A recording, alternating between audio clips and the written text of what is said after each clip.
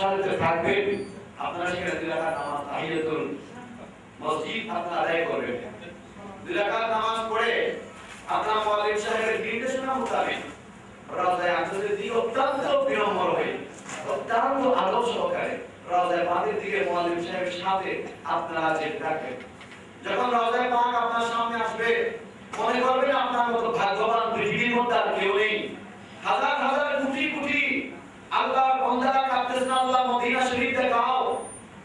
অনেকে ভাগ্যে জুটেনি, আল্লাহ আপনাকে কবুল করেছেন, আমার নবী আপনাকে কবুল করেছেন, আর আপনি সেই মদিনা পাক সর্বশ্রেষ্ঠ আল্লাহর বন্ধু হাবিবুল্লাহর দরবারে আপনি উপস্থিতি।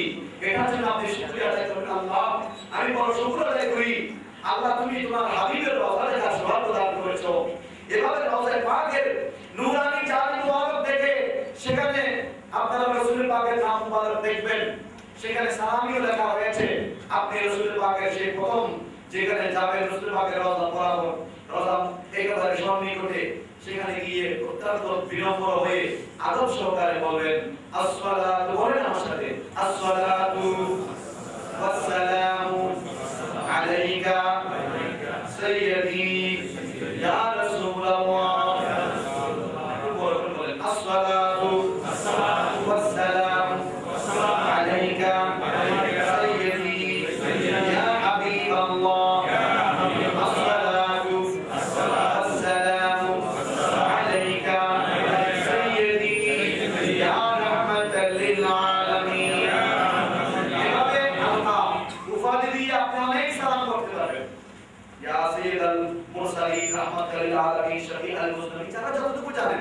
অথবা কিছু না জানলে আসসালামু আলাইকা রাসূলুল্লাহ এটা বললেও হয়ে যাবে। সালাম দেবেন, অন্তরের বেদনা পেশ করবেন, হৃদয়ের ঠাকুরি বিরতি রওজায়ে আকসার আল্লাহ রাসূলের দরবারে পেশ করতে পারবেন। রাসূলের পাক সাহেবে লোদাকে সালামি দেওয়ার পর আপনি একটু সামনে যাবেন, সেখানে গিয়ে বলবেন আসসালামু আলাইকা ইয়া আবু বকর সিদ্দিক রাদিয়াল্লাহু তাআলা। নবী প্রথম পরিবার আসসালামু আলাইকা, বলেন আসসালামু আলাইকা ইয়া আবু বকর as-সিদ্দিক রাদিয়াল্লাহু তাআলা আন। এরপর আরেকটু সামনে গেলে দেখবেন হযরত আমিরুল মুমিনিন ইসলামের দ্বিতীয় খলিফা ফারুক আযমের রওজায়ে পাক, সেখানে গিয়ে বলবেন আসসালামু আলাইকা ইয়া ওমর ইবনে খাত্তাব রাদিয়াল্লাহু তাআলা আন। তবে সালামি পেশ করে জিয়ারত করবেন, মনে মনে যা আপনি আদায় করেছেন এগুলো বকশিশ করবেন। কিন্তু সেখানে হাত তুলে মুনাজাত করার সুযোগ নেই, যেহেতু অসুস্থ মানুষ, আপনাকে সুযোগ দিলে আরেকজন সুযোগ চাইবে, আর সেখানে সুযোগ দেওয়া হয় না। আপনি যদি দাঁড়িয়ে থাকেন আরেকজন দাঁড়িয়ে দেওয়ার জন্য চাইবে, হাজার হাজার লক্ষ লক্ষ মানুষ আপনি যদি 2 মিনিট 5 মিনিট দাঁড়িয়ে থাকেন, অনেক মানুষের কষ্ট হবে, আপনাকে দাঁড়ানোর সুযোগ দেওয়া হবে না। আপনি হেঁটে হেঁটে জিয়ারত সেরে আপনি বগি দিয়ে, অর্থাৎ জান্নাতুল বগি যাওয়ার যে পথ রাস্তা রয়েছে সেটা দিয়ে আপনি বের হয়ে যাবেন। বের হয়ে যাওয়ার পর মুয়াজ্জিন সাহেব আপনাকে নিয়ে যাবেন জান্নাতুল লতি, যেখানে 10,000-এর উপর অসংখ্য রাসূলের সাহাবীরা ইন্তেকাল করেছেন।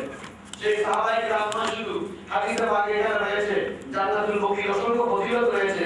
আমি যেহেতু সময় নেই, আল্লাহ প্রিয় মুহাম্মদ সাল্লাল্লাহু আলাইহি ওয়াসাল্লাম ইরশাদ করেছেন যে মাসুল্লাহু আযজা ওয়া জাল মিন হাযিহি বাকিয়া ওয়া মিন হাযাল হারামি 70 আলফান ইয়াদখুলুনা আল জান্নাতা বিগাইরি হিসাব ইয়াশফাউ কুল্লু ওয়াহিদিন মিনহুম ফি 70 আলফান উজুহুম। এটা হচ্ছে তিরমিজি শরীফের হাদিস। ওদের চেহারা পূর্ণিমার চাঁদের মতো হবে, আমাদের মজাকে 70,000 এমন রাসূলের প্রেমিকরা উঠবেন, এমন মর্যাদা সম্পন্ন ব্যক্তিত্বরা জান্নাতুল বকি থেকে উঠবেন, যাদের চেহারা পূর্ণিমার চাঁদের মতো হবে, কাল কামারি লাইলাতুল বদরি পূর্ণিমার চন্দ্রের মতো হবে, এমন সৌন্দর্যপূর্ণ তাদের চেহারা হবে। সবাই চিনতে পারবেন এই হাদিস মতে এরা জান্নাতুল বকি কবরস্থানের অধিবাসী ছিলেন। সবাই বলি সুবহানাল্লাহ। শুধু তাই না, 70,000 বেগাইরি হিসাব, হিসাব তারা জান্নাতে যাবে। শুধু তাই না, তারা সুপারিশ করবেন যারা আমরা জান্নাতুল বকিতে জিয়ারত করব আমাদের জন্য। এবার হাদিস অসংখ্য বর্ণনা রয়েছে, তাই আমরা জান্নাতুল বকির মধ্যে উসমান ইবনে নুরাইন ইসলামের তৃতীয় খলিফার মাজার পাক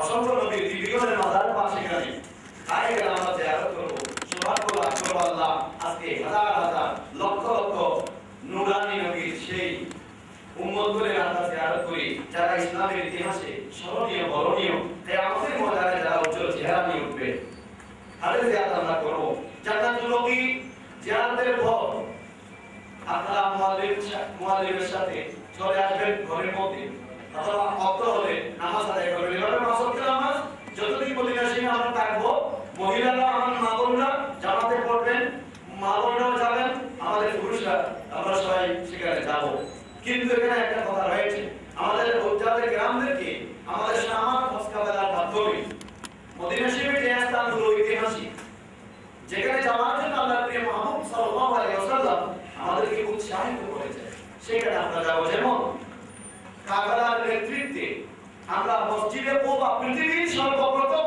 মসজিদ যেটা সেখানে আমরা যাব এই মসজিদের নাম মসজিদে কুবা মসজিদে কুবা শরীফের ফজিলত বর্ণনা করতেছেন আন ইবনে ওমর রাদিয়াল্লাহু তাআলা আনহু قال كان رسول الله صلى الله عليه وسلم يأتي مسجد قباء راكبا وماشيا فيصلي فيه ركعتين শুধু তাই নয় আরেক হাদিসে আমার নবী বলেছেন as-salatu fi masjid quba ka-umrah এই হাদিসের বাকিটা তিরমিজি শরীফের হাদিস প্রথমটা মুসলিম শরীফের 240 পৃষ্ঠার হাদিস এই হাদিসে আমার নবী বলেছেন রাসূল পাকের সাহাবী ইবনে ওমর এই হাদিস রওয়ায়াত করেছেন আল্লাহর নবী হেঁটে অথবা বাহনে মসজিদে কুবা এসেছেন আসার পর নামাজ আদায় করেছেন এবং রাসূল পাক নূরি জবানে নবুয়তি জবানে আমাদের জন্য সুসংবাদ দিয়েছেন as-salatu fi masjid quba ka-umrah মসজিদে কুবায় 2 রাকাত নামাজ আদায় করা একটি উমরার সওয়াব উচ্চ শুরু বলি আলহামদুলিল্লাহ সেখান থেকে আমরা মসজিদে কুবা থেকে আসার পথে মসজিদে জুমআ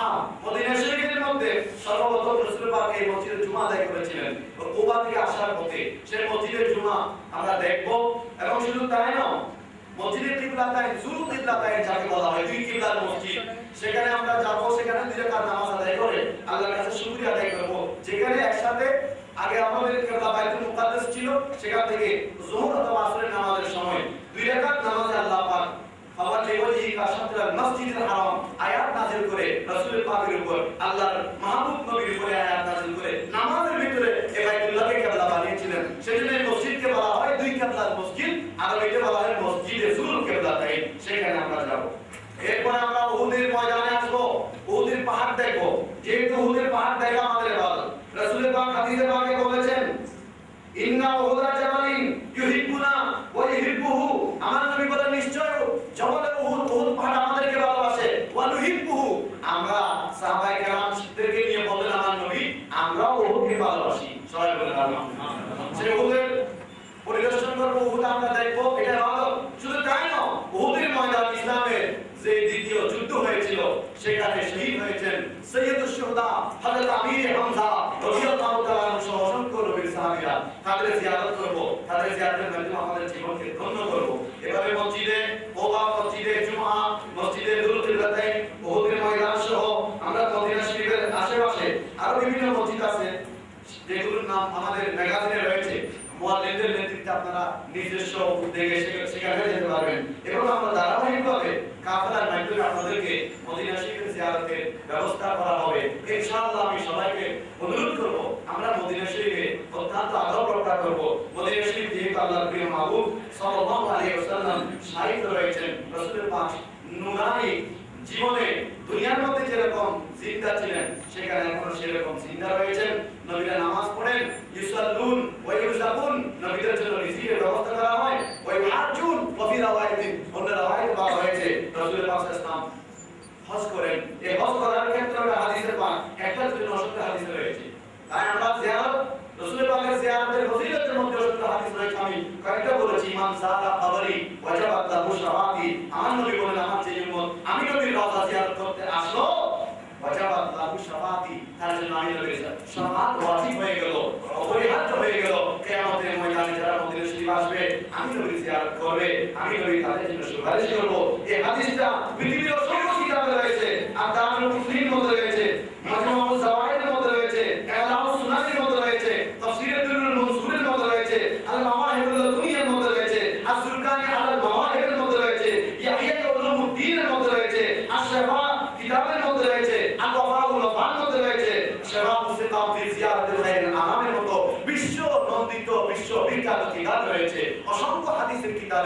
হাদিসে পাক রয়েছে আমার নবী বলেছেন মান সারা কবরি আও ক্বালা মান সারানি কুনতু লাহু শাফিআন আও শাহীদান ওয়া মান মাতা বিআহাদ আল-হারামাইন বাসাল্লাহু ফিল আমিলিনা ইয়াওমাল কিয়ামা। এভাবে অসংখ্য জিয়ারতের বর্ণনা সমৃদ্ধ হাদিস অসংখ্য হাদিস গ্রন্থের মধ্যে বিদ্যমান রয়েছে। তাই আমাদের জন্য বড় সৌভাগ্য আমরা যে মদিনা শরীফে যাব আমরা অত্যন্ত আদব সহকারে সেখানে থাকবো। মদিনা শরীফের প্রতিটি ধুলিকোণা আমাদের জন্য অত্যন্ত আদবের স্থান। তাই একটি বাংলা শেরের মধ্যে কবিতার মাধ্যমে একটা শায়ের বলেছেন, আমি বলবো আপনারা যদি আমার সাথে বলেন। তোমার প্রতিটি ধুলিকোণা আমার কাছে দামি গহনা, তোমার প্রতিটি ধুলিকণা আমার কাছে দামি গহনা। বেহেশতি উদ্যান জান্নাতের বাগান, বেহেশতি উদ্যান জান্নাতের বাগান, রিয়াদুল জান্নাহ আমার নবীজির বয়ান। মদিনা আমার জান, মদিনা আমার প্রাণ, মদিনাতে থাকেন আমার জানে জান, মদিনাতে থাকেন আমার জানে জান। সবাইকে আবারও ধন্যবাদ জানিয়ে আমার সময় যেহেতু শেষ আর বলতে পারছি না, সবাইকে আমাকে কথার জন্য আপনাদের কাছে দোয়া চেয়ে এবং ইনশাআল্লাহ আপনাদের সাথে আমরা থাকবো, আপনাদেরকে সহযোগিতা করব। আপনারা আমার জন্য দোয়া করবেন, সমস্ত মুআদ্দিনদের জন্য সুস্থ শরীর নিয়ে আপনাদের সাথে খেদমত করতে পারে। আমাদের সামাল হজ কাফেলার যারা মালিক, যারা পরিচালক, এদের জন্য দোয়া করবেন, এরা যাতে ভালো সেবা দিয়ে আপনাদেরকে পবিত্র হজ অত্যন্ত কষ্ট করে হজকে সহজ করে আপনাদেরকে করিয়ে দিতে পারে এবং আপনাদেরকে হজ্জে বাইতুল্লাহ, হজ্জে মাবরুর, হজ্জে মাকবুলের মাধ্যমে আল্লাহ পাকের সঠিক মেহমান হিসেবে পরিগণিত করতে পারে।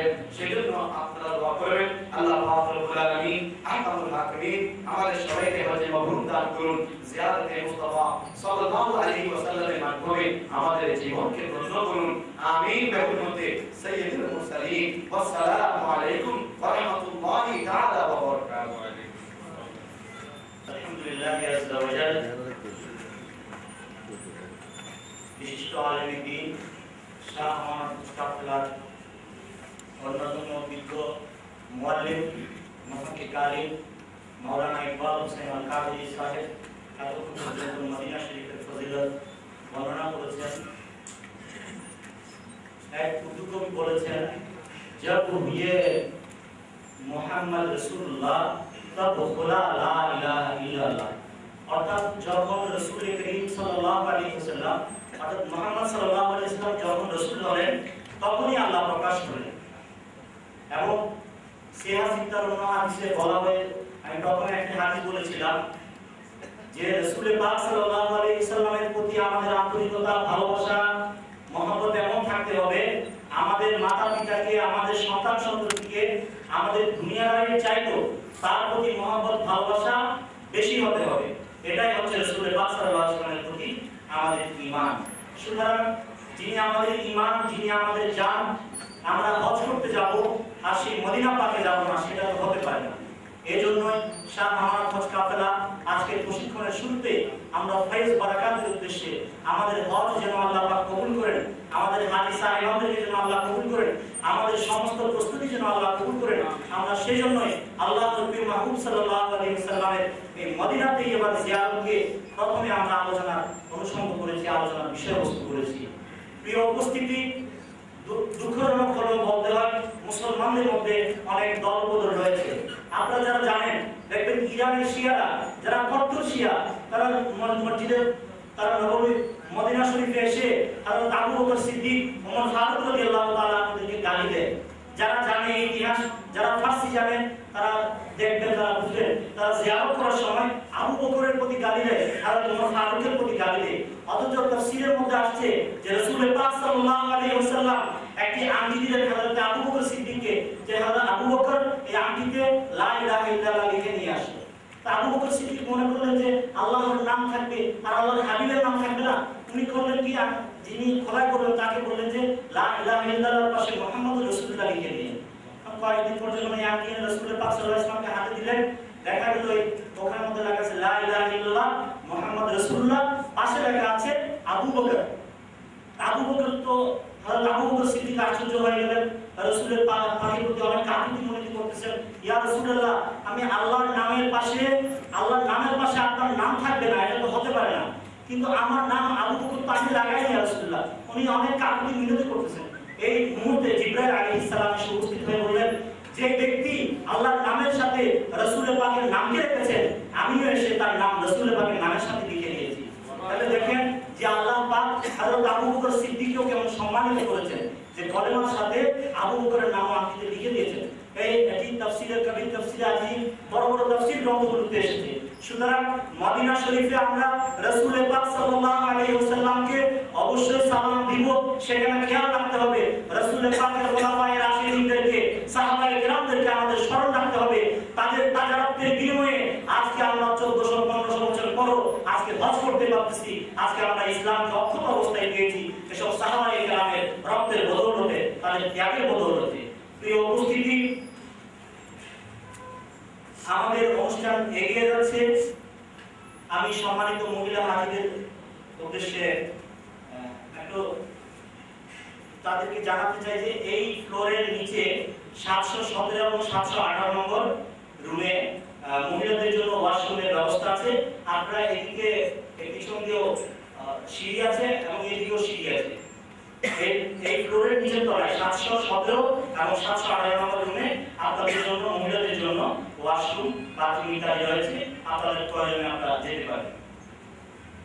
এই মুহূর্তে আমি শাহ মোহাম্মদ হজ কাফেলা পরিবারের সদস্যদেরকে আমি যারা ফুলের তোড়া নিয়ে আছেন বাম পাশে থাকার জন্য আহ্বান করছি। আমাদের অতিথিদেরকে ফুলের তোড়া দিয়ে বরণ করবেন। সবাই প্রস্তুত থাকুন। আমি প্রথমে জনাব ইলিয়াস সাহেবকে ফুল নিয়ে আসার জন্য অনুরোধ করছি। তিনি গণপ্রজাতন্ত্রী বাংলাদেশ সরকারের সাবেক সচিব জনাব আব্দুল হক সাহেবের হাতে ফুলের তোড়া তুলে দিবেন। এই মুহূর্তে মোহাম্মদ মোতাহের হোসাইন সবুজকে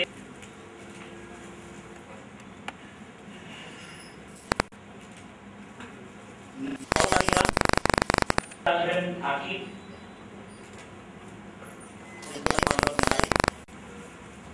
من الشيطان الرجيم بسم الله الرحمن الرحيم حامدا ومصليا ومسلما أما بعد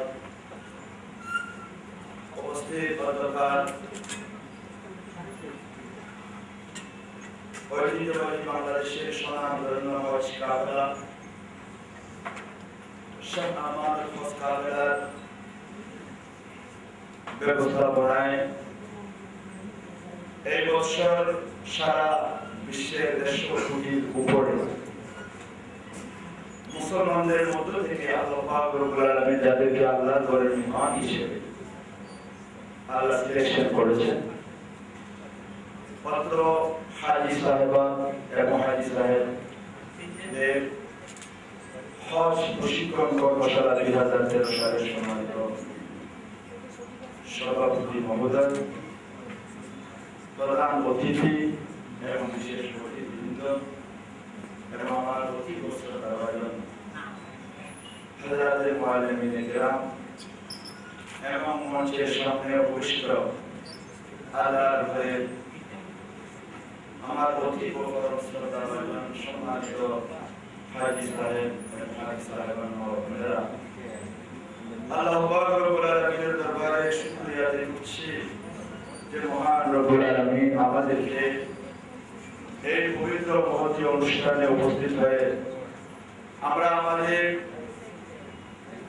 হৃদয়ে অনেক দিনের লালিত স্বপ্নকে বাস্তবায়ন করার জন্য যে আল্লাহর ঘরে যাওয়ার ইচ্ছা পোষণ করেছি, যে মহান আল্লাহ তাআলা কবুল করেছেন। এই পবিত্র হজের উদ্দেশ্যে আমরা রওনা হওয়ার পূর্বক্ষণে শাহ আমানত হজ কাফেলার ব্যবস্থাপনায় প্রশিক্ষণ শিবিরে প্রশিক্ষণশালায় আল্লাহ আমাদেরকে আসার সুযোগ করেছেন। সবাই বলুন আলহামদুলিল্লাহ। সম্মানিত হুজুরাতুল ইকরাম, আমার আলোচনাটা হবে একটু দীর্ঘ। আমি প্রত্যেকের মনোযোগ এবং দৃষ্টি আকর্ষণ করছি এবং একটু ধৈর্যের আহ্বান করছি। আজকে আপনারা আল্লাহর ঘরের মেহমান কিভাবে হয়েছেন তা যদি আমি একটু আলোচনা শুরু করতে যাই, দীর্ঘ আলোচনায় যাব না, সংক্ষিপ্ত আকারে আলোচনাটা সারবো। সেটা হলো যে আপনারা বিভিন্ন মিডিয়ার মাধ্যমে দেখে থাকেন, সেই ঘরকে আপনারা নিজের চোখে দেখবেন। এই আল্লাহর ঘর এটা অনেকবার নির্মাণ পুনর্নির্মাণ হয়েছে। তো এই ঘরকে যখন হযরত ইব্রাহিম খলিলুল্লাহ আলাইহিস সালাম এবং ওনার ছেলে ওনার সন্তান হযরত ইসমাঈল আলাইহিস সালাম উভয় মিলে আল্লাহর পবিত্র ঘর খানে কাবা যখন সম্পূর্ণ রেডি হয়ে গেল, তখন আল্লাহ পাক রব্বুল আলামিন ওনাকে নির্দেশ দিলেন, হে ইব্রাহিম, তুমি আমার ঘরের পাশে একটা পাহাড় আছে, যে পাহাড়ের নাম জবল আবু কুবাইস, যেটাকে আপনারা নিজের চোখে দেখবেন, ইনশাআল্লাহ আমরা দেখাবো আপনাদেরকে। তুমি এই পাহাড়ে যাও, এই পাহাড়ে গিয়ে পৃথিবীর মানুষ যারা দুনিয়াতে আছে, যারা আত্মার জগতে আছে, যারা মায়ের গর্ভে আছে, যারা বাবার পিঠে আছে, সমস্ত মানুষকে সম্বোধন করে তুমি ডাক দাও যে আমার পবিত্র ঘরকে তাওয়াফ করার জন্য, আমার ঘরে হজ করার জন্য তারা যাতে এই ঘরের দিকে আসে। তখন ইব্রাহিম আলাইহিস সালাম আল্লাহর ঘর সম্পূর্ণ রেডি করে ওই পাহাড়ের উপরে গিয়ে উনি পৃথিবীবাসী, তখন কিন্তু আমরা ছিলাম না, আমরা ছিলাম আত্মার জগতে, রূপ জগতে। উনি একটা আহ্বান করলেন, ইয়া আইয়ুহান নাসু ইন্নাল্লাহ তাআলা ইয়াদউকুম ইলাল হজ্জ বিবাইতিল হারাম। এই মানুষরা, তোমরা আল্লাহর পবিত্র ঘরকে তাওয়াফ করার জন্য, আল্লাহর ঘরে হজ করার জন্য আল্লাহর ঘরের দিকে আসো। তখন নাকি আমরা এই আওয়াজটা, তো উনি বর্তমান সাউন্ড বড় করার জন্য লাউড স্পিকার ছিল না, বৈজ্ঞানিক কোনো প্রযুক্তি ছিল না, কিন্তু উনি ডাক দিয়েছেন এমনি। তুমি আল্লাহকে বলেছেন, আল্লাহ আমি ইব্রাহিম ইসলাম যদি ডাক দিই আমার আওয়াজটা কতটুকু যাবে, পৃথিবীবাসী শুনবে কিভাবে? আল্লাহ বলেন, তোমার দায়িত্ব হলো আমার বান্দাদের আহ্বান করা, যে যেখানে আছে, মায়ের পিঠে, বাবার পিঠে, আত্মার জগতে যে যেখানে আছে, তাদের কানে আমি আল্লাহ তোমার আওয়াজটা পৌঁছে দেব। সুবহানাল্লাহ। তো ইব্রাহিম ইসলাম যখন এই ডাক্তার দিয়েছিল, আওয়াজটা আহ্বানটা করেছিল যে তোমরা আসো আল্লাহর ঘরের দিকে, তখন এই মানুষরা আওয়াজটা শুনেছে যে যেখানে ছিল। তখন আমরা নাকি একটা শব্দ বলেছিলাম, লাব্বাইক। এই লাব্বাইক শব্দটা ইব্রাহিম আলাইহিস সালামের আহ্বানটা শুনে নর এবং নারী যে যতবার লাব্বাইক বলেছে, ওই মানুষটা দুনিয়া থেকে ইন্তেকাল করার আগে, মৃত্যুর পূর্বক্ষণে ততবার উনি হজ করতে পারবেন। আলহামদুলিল্লাহ, উনি ততবার যতবার লাব্বাইক বলেছে। যদি কোনো মা বোন 3 বার লাব্বাইক বলে, জীবনে 3 বার হজ করবেন। কোনো পুরুষ যদি 10 বার বলে থাকে 10 বার হজ করবেন। যদি 50 বার বলে থাকে 50 বার হজ করবেন। এটা আল্লাহ পাক রব্বুল আলামিনের পক্ষ থেকে কবুল করেছেন। আপনারা সেই ভাগ্যবান ব্যক্তি এবং সেই ভাগ্যবতী মা ও বোনেরা যে আপনাদেরকে আল্লাহ কবুল করেছেন। নিশ্চয়ই আপনারা আহ্বান শুনেছেন, লাব্বাইক বলেছেন, বিদায় আল্লাহ আপনাদেরকে আল্লাহর ঘরে যাওয়ার সুযোগটা দান করেছেন। আল্লাহ দরবারে সর্বপ্রথম আমার খুশি করে শুরুতে আপনাদেরকে নিয়ে, যেহেতু আপনারা আল্লাহর ঘরে মেহমান হয়েছেন, আপনারা যে দোয়া করবেন সেই দোয়া আল্লাহর দরবারে কবুল বিদায়। আমি দোয়া করছি আল্লাহ আপনাদেরকে সুস্থ শরীর, সুস্থ দেহ এবং মানসিক অবস্থাকে ভালো রেখে আমরা আমাদের আত্মীয় স্বজনকে রেখে সুদূর মক্কাতুল মুকাররমা মদিনাতুল মুনাওয়ারা এই পবিত্র হজের সফরকে আল্লাহ আমাদের পক্ষ থেকে কবুল করুন। সবাই বলুন আমিন। সম্মানিত উপস্থিতি, আমি আমার আলোচনার দিকে আসছি যে আমাদেরকে সর্বপ্রথম হজ করার উদ্দেশ্যে ঘর থেকে বাহির হওয়ার আগে কোন কাজটা করতে হবে? গভীর মন। প্রথমে আপনার দায়িত্ব হলো, এই আপনার 40-50 যার যতটুকু বয়স হয়েছে, এই বয়সে আপনি দুনিয়াবি কাজ করতে গিয়ে, দুনিয়াদারি করতে গিয়ে আপনি অনেক মানুষের সাথে আপনার যোগাযোগ, ব্যবসা বাণিজ্য সম্পর্কে অনেক কিছু ছিল। হয়তো অনেকের সাথে আপনার ভালো ব্যবহার বা খারাপ ব্যবহার হয়েছে। প্রথমে আপনার দায়িত্ব হলো আপনার মা বাবা আত্মীয় স্বজন সবার কাছ থেকে আপনি ক্ষমা চেয়ে নেবেন এবং আপনি তাদেরকেও ক্ষমা করে দেবেন এবং আপনার কাছে কোনো লেনদেন পেয়ে থাকে সেগুলো আপনি পরিশোধ করে দেবেন। এরপরে আপনি কাফেলার থেকে জেনে নেবেন আপনার ফ্লাইট শিডিউল থেকে কি চট্টগ্রাম নাকি ঢাকা। হয়তো আপনারা সবাই ঢাকা থেকে যাবেন, তো যদি আপনি ঢাকা থেকে যান তো আমাদের কাফেলার নির্দিষ্ট ফ্লাইট শিডিউল হলো যে আমরা সর্বপ্রথম মদিনা শরীফ যাব, এটা সবাই জানেন। সেজন্য আমাদের ইহরামের কাপড় পরিধান করতে হবে না। সেজন্য আপনারা যে কাপড়টা পছন্দ করেন, যেটা আপনার ভালো লাগে, পছন্দনীয় আরামদায়ক কাপড় আপনি পরিধান করবেন, কোনো অসুবিধা নেই। মা বোনেরা যেভাবে আপনাকে পর্দা করতে বলা হয়েছে সেভাবে পর্দা সহকারে আপনি ড্রেস করবেন। ড্রেস পরার পর আপনি 2 রাকাত নামাজ আদায় করবেন। 2 রাকাত সফরের সুন্নাত নামাজ আদায় করে আল্লাহর দরবারে দোয়া করবেন এবং নিজের পরিবার পরিজন যাতে ভালো থাকে, আপনার আশা যাওয়া থাকে নিরাপদ হয়, সেই দোয়াটা করবেন। তারপর কাফেলার থেকে আপনাকে একটা ব্যাগ দেওয়া হবে, ট্রলি ব্যাগ। একটু আমার ইউনুস সাহেবকে আমি বলছি, আপনি দেখান। এই ব্যাগটা আপনাদেরকে দেওয়া হবে। 1 মাসের ঔষধ আপনি এখানে নেবেন। এরপরে আপনাকে একটা গলার ব্যাগ দেওয়া হবে, একটা গলার ব্যাগ দেওয়া হবে। এই গলার ব্যাগ, এটা কোন করবা, এটার মধ্যে আপনি আপনার পাসপোর্ট এবং টিকিট, মনে রাখতে হবে আপনি যে দেশে যাবেন এই দেশের জন্য আপনার পাসপোর্ট এবং আপনার টিকিটটা হলো আপনার প্রায় প্রাণের সমান, রূপ সমান, প্রাণের সমান। এটা খুব গুরুত্বপূর্ণ। এটাকে আপনারা ভালো করে নেবেন, চেইনটা বন্ধ করে এটা এভাবে করবেন। মা বাবারা সবাই এবং আমার সম্মানিত ভূষণ। এরপরে আপনারা একটু কেয়ার করেন, ব্যাগের মধ্যে আপনারা ট্যাগ লাগাবেন। সামান্য আপনার পক্ষ থেকে আপনাদেরকে লাগেজ ট্যাগ দেওয়া হবে। এখানে আপনি আপনার নাম, আপনার মোবাইল নম্বর, আপনার পাসপোর্ট নম্বর, আপনার রেজিস্ট্রেশন, যেটা কাফেলার মধ্যে একটা সিরিয়াল নম্বর আছে, এটা আপনার ব্যাগের উপরে একটু বড় করে লিখবেন। যেহেতু এই বছর সরকারের পক্ষ থেকে আইন হয়েছে বাংলাদেশের সবার ব্যাগ হবে এরকম, এবার সেখান থেকে খুঁজে নিতে আপনাদের কষ্ট হবে বিদায় লাগেজের উপর আপনি আপনার রেজিস্ট্রেশন, যেটা কাফেলার মধ্যে আপনি প্রথম টাকা জমা দিয়েছেন, ওই নাম্বারটা আপনি বড় করে লিখে আপনার ব্যাগটা আপনাকে খুঁজে পেতে সাহায্য করবে। এটা একটু মনে রাখবেন, এখানে লিখে আপনারা ঢুকে দেবেন বড় নম্বর। এটা আপনারা ভালো করে খেয়াল করেন। বিশেষ করে মা বোনেরা এবং পুরুষ খাচ্ছে আপনারা একটু লক্ষ্য করেন, আপনার 1 মাসের ঔষধের মধ্যে যেগুলো আপনি নিয়মিত ব্যবহার করেন, যেগুলো আপনার ডেইলি প্রয়োজন হয়, এই ওষুধগুলা আবার আপনি বড় ব্যাগে দিয়ে যাবেন না, এটা আপনার সাথে রাখবেন। কারণ বড় ব্যাগটা আপনাকে এয়ারপোর্টে বুকিং দিয়ে দিলে এটা আপনি পাবেন এয়ারপোর্টে গিয়ে সেজন্য আপনার প্রয়োজনীয় ওষুধপত্র আপনি নেবেন ছোট ব্যাগ, নিজের কাছে রাখবেন এবং বড় ব্যাগটা বুকিং দিতে হবে। এরপরে আপনাদেরকে একটা ইহরামের ব্যাগ দেওয়া হবে।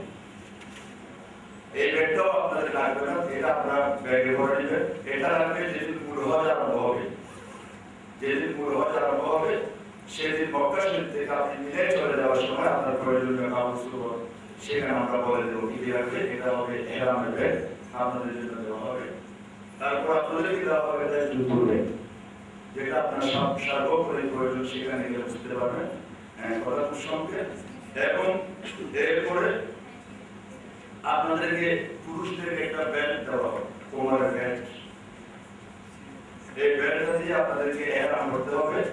প্রয়োজনীয় ডলার, রিয়াল, টাকা পয়সা আপনাকে এই ব্যাগের মধ্যে, এই বেল্টের মধ্যে রাখার পর্যাপ্ত পরিমাণ সুন্দর জায়গা রয়েছে। আপনারা এটা ইহরাম করার সময় খুবই প্রয়োজন হবে, একটু ভালো করে খেয়াল করবেন। এরপরে মাহমুদের জন্য একটা স্কার্ফ দেওয়া হবে। একটু গভীরভাবে আমি মাহমুদের দৃষ্টি আকর্ষণ করছি। এটা পরে দেখাতে হবে না, বা তো আমি আমার মাহমুদের একটু দৃষ্টি আকর্ষণ করছি। অনেকে হয়তো এই ধরনের কাপড় পরতে অভ্যস্ত নন আপনারা, কারণ এটা একটু কম দামি কাপড়, অনেকের হয়তো এটা পড়তে আনইজি লাগবে, কিন্তু আমি আপনাদের কলমে বিনীতভাবে আবেদন জানাচ্ছি, এটা যদি না পড়েন আপনি বিলম্ব করার শিকার হতে পারেন এবং আপনার কারণে আপনার সাথে যারা আছে সবাই কষ্ট পাওয়ার সম্ভাবনা আছে। কারণ আপনি যখন এয়ারপোর্টে যাবেন, সিদ্ধা এয়ারপোর্টে, সেখানে হাজার হাজার লক্ষ লক্ষ নারী পুরুষ কাকে কেউ চিনবে না, এমন হতে পারে আপনার স্বামী হয়তো আপনাকে চিনতে পারবে না, ভ্রমণ ক্লান্তি আপনাকে এত বেশি কষ্ট হয়ে যাবে, তখন আপনাকে চিনানোর জন্য কষ্ট হয়ে যাবে বা আপনাকে খুঁজে থেকে কষ্ট হবে। সেজন্য আপনি যদি মেহরবানি করে এই স্কার্ফটা ঘর থেকে বাহির হওয়া থেকে শুরু করে মক্কা শরীফ মদিনা শরীফ না পৌঁছা পর্যন্ত, এটাই হবে আপনাকে লক্ষ মানুষ থেকে খুঁজে নেওয়ার সবচাইতে উত্তম মাধ্যম আমাদের। সেজন্য আপনারা আমাদেরকে নিজের ছোট ভাই বা ছেলে হিসেবে, মুআল্লিম হিসেবে যদি আমাদেরকে সহযোগিতা প্রদান করেন, আপনারাও কষ্ট পাবেন না, বিড়ম্বনার শিকার হবেন না, আমরাও কষ্ট পাবো না, আমাদেরও আপনাদেরকে সেবা প্রদান করতে সুবিধা হবে। বিদায় যদিও বা আপনাদের কষ্ট হয়, কারণ এই কষ্টটা আপনার জন্য অনেক শান্তি আনবে, সেজন্য আপনারা এই কাজটা অবশ্যই মা বোনেরা করতে হবে, এটা মাথায় দিতে হবে। এবার আসেন আপনাদেরকে আরেকটা মুআল্লিম মোবাইল নাম্বার দেওয়া হবে। এটা প্রত্যেক হাজি সাহেবের প্রয়োজন হবে। যদি কোনো কারণে আপনি মক্কা বা মদিনাতুল মুনাওয়ারা শরীফ আরাফা মিনাল মুজদালিফায় লক্ষ মানুষের ভিড়ে আপনি যদি হারিয়ে যান, তখন আপনি যে মুআল্লিমের আন্ডারে থাকবেন, ওই মুআল্লিমের নম্বর এখানে আছে, এই নম্বরে আপনি ফোন করবেন যে হুজুর আমি অমুক জায়গায় আছি, আপনি আমাকে এখান থেকে নিতে হবে, আমি আসতে পারছি না, সেই জন্য এই কার্ডটা আপনার সঙ্গে রাখবে সবসময়। তারপর আসেন আপনাদেরকে একটা ম্যাগাজিন দেওয়া হবে। ম্যাগাজিনটার সাথে নেবেন না, এটা নিজে ভাই হয়ে যাবে। এই ম্যাগাজিনের মধ্যে আমাদের বিজ্ঞ মুআল্লিমদের কিছু লেখা সংক্রান্ত রয়েছে, আমারও একটা লেখা রয়েছে, এটাও পড়লে আপনাদের ধারণা চলে আসবে। আপনারা এই ম্যাগাজিনটা একটু সহজে যাওয়ার আগে এটা একটু করে নেবেন। তারপর আপনাদেরকে একটা রাহনুমা খসড়া আপনি কিভাবে করতে হবে, একটা সংক্ষিপ্ত বিষয়, একটা সুন্দর আলোচনা সুন্দরিত, কোন তাওয়াফে কোন দোয়া করতে হবে, কোন সাইতে কোন দোয়া করতে হবে, এর উপর বিজ্ঞ আলেমদের লেখা একটা রাহনুমা গাইড, এটা আপনার বুক পকেটে যেটা আপনাকে দেওয়া হবে কম্পিউটার, এটার মধ্যে আপনি সংগ্রহ করবেন। তারপর আপনাকে একটা আইডি কার্ড দেওয়া হবে। এইটার মধ্যে আপনি বাংলাদেশে থাকা অবস্থায় মদিনা শরীফে আপনার হোটেলের নাম কি, কয় নম্বর ফ্লোরে আপনি থাকবেন, কত নম্বর রুমে আপনি থাকবেন, এটা এখানে লেখা থাকবে। কারোর সাথে কোনো আওয়াজ করার দরকার হবে না, আপনি মদিনা শরীফ গিয়ে এটা দেখে আপনি আপনার রুমে চলে যাবেন। এটা আইডি কার্ড, এটা আপনি গলায় সবসময় পরিধান করবেন এবং এটা হেলমেট যাওয়ার সময় নেবেন। কোনো কারণে আপনি হারিয়ে গেলেও আমরা বুঝতে পারবো এটা আমাদের শাহ আমাদের হাজি, এটা দেখলে আমরা আপনাদেরকে বুঝতে পারবো, এটা একটু আপনারা রাখবেন। আর আপনাদেরকে একটা গিফট বক্স দেওয়া হয়েছে, এটার মধ্যে কিছু আমাদের বাইরের সামগ্রী রয়েছে, আপনারা প্রয়োজন মতো আরো নেবেন। এটা আমাদের পক্ষ থেকে সামান্য আপনাদের মধ্যে একটু উপহার, যার এরপরে আমাদেরকে একটা পাত্রের ব্যাগ, এটা আমার মেম্বারে বলেছিল, এটা দেওয়া হবে। মেহরবানি করে এগুলো আপনারা সাথে নিতে ভুলবেন না, এগুলো পাত্রের ব্যাগ, এটা লাগবে যে হজ শুরু হবে, এগুলো আপনারা আপনাদের ব্যাগ বড় ব্যাগের মধ্যে ঢুকে এটা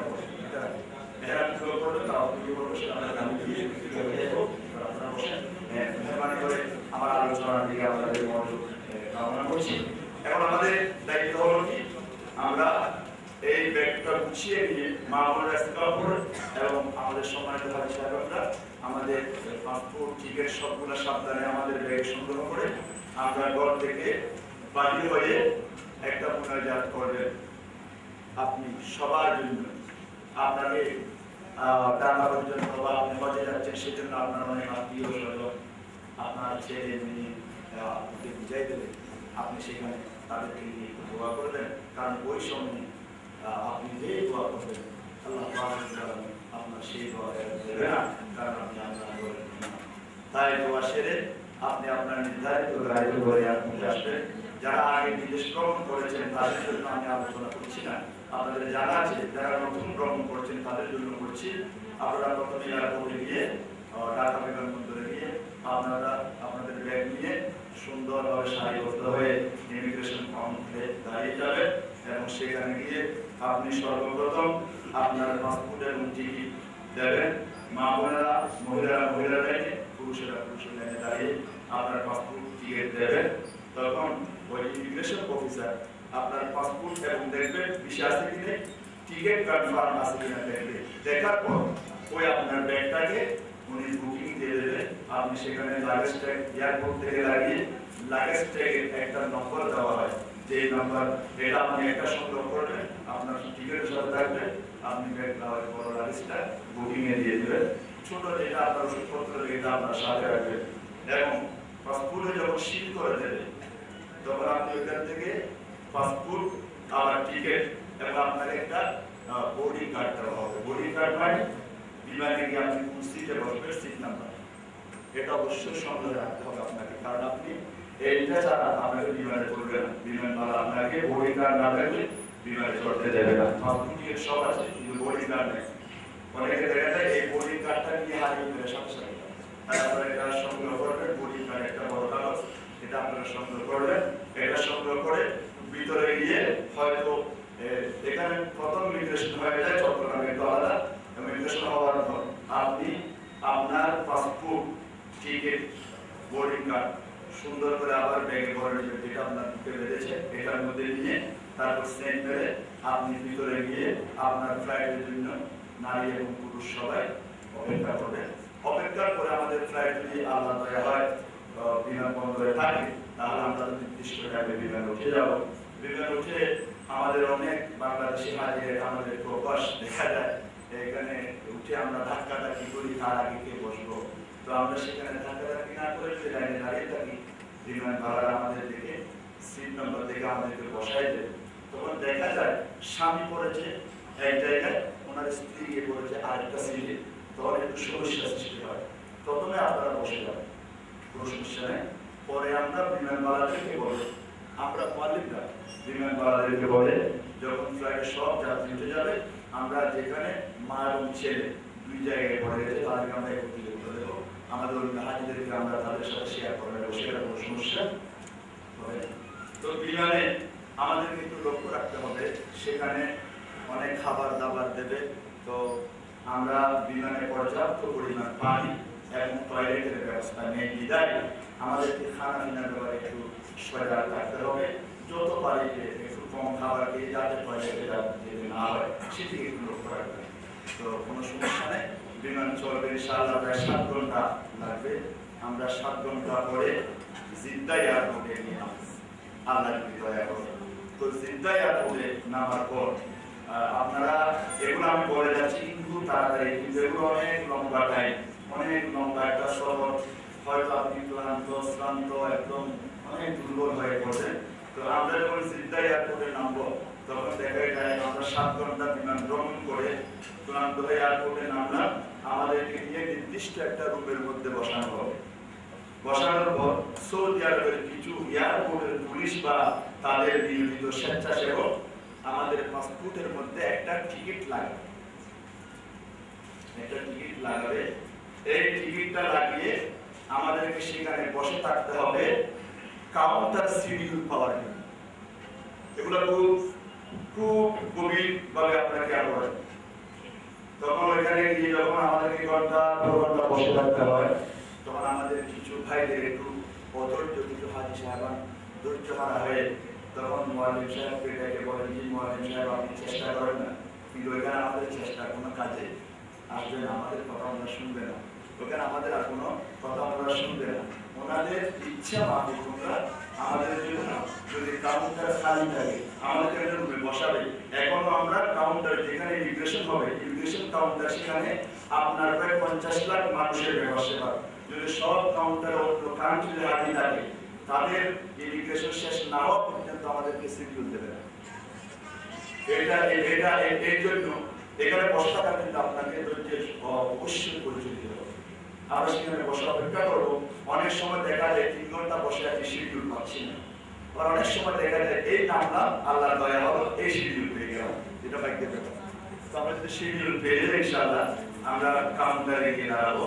সেখানেও মহিলা পুরুষ আলাদা, এখন অনেক মা মনে করে যে এখানে নতুন একটা জায়গায় আসলাম, এবং আমার স্বামী চলে গেল একদিকে, আমি আরেকদিকে, একটু ওনার আনিজি ফিল করে। তো কোনো সমস্যা নেই, আপনি আপনার লাইনে দাঁড়াবেন, পুরুষরা পুরুষের লাইনে দাঁড়াবে। যার ইমিগ্রেশন আগে হয়ে যাবে, ইমিগ্রেশন শেষ করে পাসপোর্টের কাছে চেক হবে, আপনার ফিঙ্গার টেস্ট নেবে, আই টেস্ট নেবে, এগুলো নেওয়ার পর আপনি যদি আগে ইমিগ্রেশন শেষ করেন, পাশে গিয়ে দাঁড়ানোর জায়গা আছে, আপনি আপনার স্বামীর জন্য বা মা বোনেরা ছেলের জন্য, ভাই বোনেরা ভাইয়ের জন্য অপেক্ষা করবেন। ওনার ইমিগ্রেশন শেষ করে তারপর আপনি ইমিগ্রেশন শেষ করে ওই দিকে বার করেন, সৌদির ভিতরে ঢুকলেন। ঢুকার পরে এখন আপনার দায়িত্ব হলো ওই যে বড় ব্যাগটা আপনি দিয়েছেন, যে বড় ব্যাগ, ওই বড় ব্যাগটাকে আপনি সংগ্রহ করতে হবে। আপনি সামনে যে বিশাল জায়গায় বড় এয়ারপোর্ট, প্রায় 80,000 মানুষ একসাথে আপনার ইমিগ্রেশন করতে হবে বিরাট এয়ারপোর্ট। তো আপনারা জিদ্দা এয়ারপোর্ট, এখানে গিয়ে আপনার ব্যাগটা আপনি সংগ্রহ করবেন। বড় ব্যাগটা, বড় ব্যাগ সংগ্রহ করে আপনি সামনে কিছু দূর যাওয়ার পর আপনার ব্যাগটা আপনার হাত থেকে নিয়ে নেবেন। অনেকে মনে করছে এতক্ষণ পর ব্যাগটা আমি বাইরে আবার কে নিয়েছি, কারণ এখানে নিয়ম হলো কোন হাজি সাহেব মা বোনেরা নিজের হাতে পানি যদি বহন করতে ওরা দেবে না। সেখানে স্বেচ্ছাসেবক আছে, স্বেচ্ছাসেবকরা আপনার ব্যাগটাকে নিয়ে একটা ট্রলিতে তুলে দেবে। ট্রলি, এখানে বড় বড় ট্রলি আছে, একটা ট্রলির মধ্যে 100টা 200টা ব্যাগ আপনার হাত থেকে নিয়ে তুলে দেবে। এখানে একটা বিষয়, হয়তো ওই ব্যাগটা তুলে নেওয়ার ট্রলিতে নেওয়ার আগে ব্যাগটা যদি তাদের সন্দেহ হয়, চেক করবে, তখন আপনাকে ব্যাগের মধ্যে যে তালা রয়েছে ওই তালার চাবিটা আপনার হাতে রাখবেন, না হলে একটু দেরি হলে কেটে দেবেন। চাবিটা দিতে যদি একটু দেরি করেন, এরা ব্যাগ কেটে দেবে। এটা মনে করবেন যে হাতে কষ্ট হবে, এরা সেটা দেওয়া করবে। সেজন্য আপনার চাবিটা সবসময় তারা যখন চাইবে তখন পাওয়ার জন্য আপনার হাতের কাছে রাখবেন, আপনি আবার নিজস্ব ব্যাগের মধ্যে রাখবেন যাতে দিতে পারেন চাবিটা। তো তারপর আপনি ব্যাগটা তুলে দিলেন, কতটুকু যাওয়ার পর আবার আপনার পাসপোর্ট চেক করুন। সেখানে পাসপোর্টের মধ্যে আপনি মক্কা শরীফ থেকে মদিনা শরীফ, মদিনা শরীফ থেকে মক্কা শরীফ, আরাফা থেকে মিনা, এই সমস্ত জায়গায় যাওয়ার জন্য সৌদি মুআল্লিম জানান্নার আমরা যাচ্ছি, ওনার নম্বরটা হলো 104। 100 তো সবাই মনে রাখবেন। আমাদের মুআল্লিম নম্বর কত? এটা প্রয়োজনীয় জিনিস। আপনার মুআল্লিম নম্বর কত? 104, এটা মনে রাখবেন। 104 নম্বর মুআল্লিমের মানুষ সেখানে আছে। আপনার পাসপোর্টে যখন তারা আবার গাড়ির টিকিট লাগাবে, কেউ যদি বলে না আমি একটু তাড়াতাড়ি চলে যাই, টিকিটটা না লাগিয়ে যদি পাসপোর্টে ওই গাড়ির টিকিট না লাগান, আপনাকে ওই গাড়ি করতে দেবে না। সেজন্য এগুলো প্রয়োজনীয় জিনিস। আপনি পাসপোর্টে টিকিটটা লাগিয়ে দেবেন। টিকিট লাগানোর পর আপনি সেদিকে যখন বাড়ি হবেন, দেখবেন ঢাকা শহর থেকে আরো মনে হচ্ছে আরো বড় একটা বিশাল এরিয়া। আপনি কোন পথে যাবেন, হাজার হাজার মানুষ এমন অবস্থা, তখন কিছু মানুষ বাংলাদেশি পতাকা নিয়ে বাংলাদেশ 12 নম্বর, অর্থাৎ আমাদের টার্মিনাল নম্বর হবে বাংলাদেশের কয় নম্বর?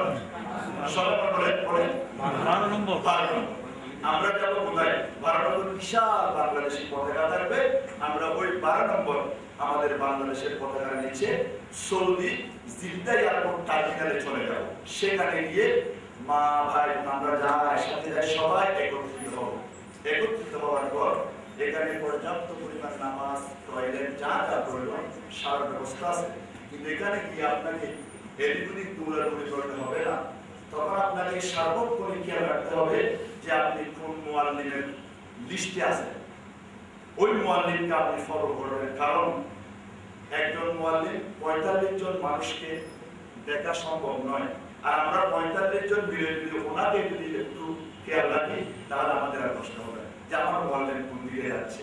তো আমরা 40-45 জন যে মুআল্লিমের লিস্টে আমার নাম, ওই মুআল্লিমের হাতে মাইক থাকবে, উনি সবাইকে বলবে আমার হাজিরা আমার পাশে চলে আসে। তখন আপনারা 45 জন এক জায়গায় চলে আসবেন ব্যাগ সহ। ওই ব্যাগটা ট্রলি নিয়ে আপনাদের 12 নম্বর টার্মিনালের পাশে কোথা থেকে ব্যাগ খুলে নিয়ে আপনি সেখানে দাঁড়াবেন। যত তাড়াতাড়ি আপনারা 45 জন একত্রিত হবেন, তত তাড়াতাড়ি মদিনায় যাওয়ার গাড়ি পেয়ে যাবেন। আর ধরেন 44 জন একত্রিত হয়েছে, গণনা করার পর সে যখন কনফার্ম হবে যে 45 জন হয়েছে, তখন আমাদেরকে হেঁটে কতটুকু দূর যেতে হবে মদিনা শরীফের গাড়ি ওঠার জন্য। তো আমরা গাড়িতে যখন উঠবো আপনার ব্যাগ, ওখানে ইংরেজি বললে বুঝবে না, তখন আপনাকে বলতে হবে শান্তা। মনে থাকবে ব্যাগটা কি? শান্তা। ব্যাগটা বলা হয় শান্তা, শান্তা, শান্তা, শান্তা, শান্তা মানে ব্যাগ। এগুলা মনে রাখতে হবে, শান্তা মানে ব্যাগ। তখন আপনার এই ব্যাগটা অনেকে চায় ব্যাগটা নিয়ে গাড়ি করার জন্য, কিন্তু সেখানে ব্যাগ নিয়ে গাড়ি তোলার নিয়ম নেই। ব্যাগটা উপরে তুলে দেবে, ওখানে সেরকম শ্রমিক আছে। আপনি উঠার সময় ওই পাসপোর্ট একটু খেয়াল করেন, আপনার পাসপোর্ট ওই গাড়ির ড্রাইভার একটা তোলের মধ্যে, যে এখানে আমরা ব্যাগ দিয়েছি আপনাদেরকে, এই ধরনের একটা ব্যাগের মধ্যে আপনাদের সবার, এমনকি আমারটাও, আমি যদিও আপনাদের মলিক হয়ে গিয়েছি, এখানে আমারও কোনো আলাদা সার নাই, আমি আপনাদের মতো আমাদের সকলের পাসপোর্ট ওই ড্রাইভার একটা ব্যাগে নিয়ে নেবে। এই পাসপোর্টটা পাবেন ওই যেদিন আপনি 1 মাস পর, 22 দিন পর, 1.5 মাস পর বাংলাদেশে আসবেন, ওই দিন ছাড়া আপনি আর এই পাসপোর্টে দেখা পাবেন না। সেজন্য কোনো চিন্তার দরকার নেই যে আমার পাসপোর্ট ছাড়া আমি চলবো কিভাবে। সেখানে চলার জন্য যা যা প্রয়োজন সময় মতো আপনাদের কাছে আমরা সবকিছু সরবরাহ করব। পাসপোর্টটা পাবেন, যা প্রশ্ন আছে পড়ে বলবেন, একটু আপনারা প্রশ্ন দিয়ে লিখে রাখেন, আমি আমার তাড়াতাড়ি প্রশ্ন হয়ে যাবে। সেজন্য তো পাসপোর্টটা নিয়ে যাবেন। পাসপোর্ট নিয়ে গেলে ওইখানে থাকার জন্য যা যা প্রয়োজন, একামা বলা হয় বা বিভিন্ন কার্ড, এগুলো আমাদেরকে দেওয়া হবে মালিক থেকে, এগুলো আমরা আপনাদের কাছে পৌঁছে দেবো। সেটা একটা আলোচনার বিষয় নয়। তো পাসপোর্ট নিয়ে নেবে, টিকিটটা মেহরবানি করে টিকিট, অনেকে আছে ডলারকে রিয়ালকে বেশি মহব্বত করে টিকিটটাকে তখন গুরুত্ব দিয়ে একটা কাগজ, কিন্তু এই টিকিট যদি হারিয়ে যায় তাহলে বিড়ম্বনার শেষ নেই। এই টিকিট পেতে, কারণ লক্ষ লক্ষ মানুষের অবস্থান সেখানে টিকিট পাওয়া সম্ভব নয়। তো সেই জন্য আপনারা যারা অনেক প্রশ্ন নিয়ে উদ্ভিদ করছে, মানে প্রশ্ন জানতেছিলেন, এখন প্রশ্নোত্তর পর্বটা রাখা হয়েছে, দ্বিতীয় পর্বে। আপনারা কোনো চিন্তা করবেন না, প্রশ্ন পর্বে রাখেন, ইনশাআল্লাহ আলোচনা করে প্রশ্ন পেয়েও যাবে, প্রশ্নোত্তর পর্ব রাখা হয়েছে। আচ্ছা, যাক আলোচনা আসি। আমরা পাসপোর্ট নিয়ে নেবে, গাড়িতে উঠে বসে যাব। গাড়ি উঠার পর ওই গাড়ির মধ্যে এসিটা একটু বেশি ঠান্ডা বাতাস, তখন হাজিদের মধ্যে দুইবার হয়ে যায়। এক দল বলে এসি বন্ধ করো, আরেক দল বলে এসি চালাও। এখন আমি করে দেয় সমস্যা, এক দল বলে যে এসি বন্ধ করো, আরেক দল বলে এসি চালাও। এবার আমি কি করবো, সবাই তো আমার আয়ত্তাধীন হাজির। এবং আপনাদের মধ্যে যে দুইবার হয়ে যান, এক দল এসির পক্ষে আরেক দল বিপক্ষে, তাহলে সমস্যাটা সমাধান করার মতো তখন আমি যুক্তিসঙ্গত কিছু বুঝি না, তখন আমার বুঝে আসে না এখন এদেরকে কিভাবে বুঝাবো। তো আমি মেহরবানি করে সেই জন্য বলবো আপনাদেরকে, আপনারা সেই দিকে একটু খেয়াল রাখবেন। সেটা আপনাদের মধ্যে একটা সমঝোতা থাকতে হবে যে এসির ব্যাপারে একটু বাড়ানো কমানোর ব্যবস্থা আছে। আমাদের যদি আপনারা